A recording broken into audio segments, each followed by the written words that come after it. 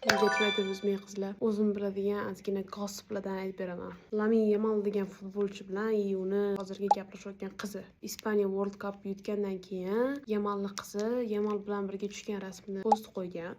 Negativniy ma'noda viral bo'lib ketdi. Qizi rosa hate qilishyapti.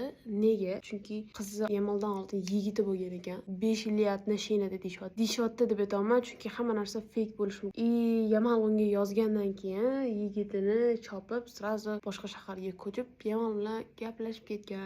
Bu emas. U qiz Snapchatda stories qo'ygan. Adashmasam Snapchat opasi bilanmi, o'rtog'i bilanmi gaplashib o'tirishgan. Yamalni puli bo'lmaganda qiz u bilan gaplashmasdi. To'g'ri Yamaldan ko'ra men Belingem bilan gaplashgan bo'lardim deb aytgan. U Ronaldoning xotini Jorjinani ham tanqid qilgan. O'zi Jorjinani hamma tanqid qiladi. Pul fokusi sotib olmasligiga eng yaxshi misol deb uni rosa tanqid qilishadi. U ham shunaqa ma'noda tanqid qilgan deb aytishadi. U qizni o'zini Yamalni faqat puli uchun, famisligi, futbolchiligi uchun gaplashib yuribdi. Bo'lmasa umuman sevmaydi. Bu qiz o'zi shuncha haytga javob berdi. Stories qo'ydi Instagramda. Именно aniq gaplar esimda yo'q-u. No aytadi, что menda ham ko'ngil bor, meni ham dilim og'riydi. Bunaqa gaplar bu odamga yomon ta'sir qiladi. Shu ishlarni qilganman, no bunaqa hate qilishlaring kerak emas degandek gap yozgan. Yigiti bo'lganini, yigiti bilan rasmlarini qayerdan topishgan? U yigiti bilan hali ham подпискада bir-biriga, hali ham druza.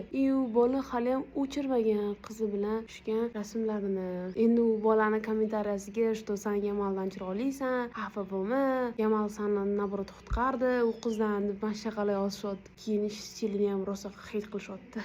Takoy mashhur shim bilan Jorjinani hate qildingmi deb. Jorjina bilan bu qiz solishtirmaydi. Jorjina xotin, bu просто kelib ketadigan qiz deb aytishyapti.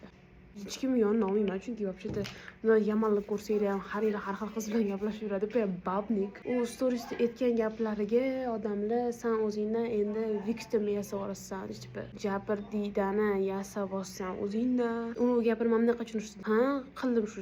Icho sallagi nima? Meni hate qilmalaring deganda tushunishdi gapini. Rostdan bizaga nima вообще? Yamal bilan storieslar qo'yib yurib, storieslari, postlarini qo'ysanglar faqat Yamal bilan birin nima qaqa Boy, what the fuck? Musida Yasmina bir tingilmadi borla qolqa. Endi bu kind mana birinchi storytelling qilib turib, nimanidir berib turib olgan videoyim. Shuning uchun tog'dan bodon olib kelib tashladim hamma narsani. O'zingizlar tushunasizlar amarlar.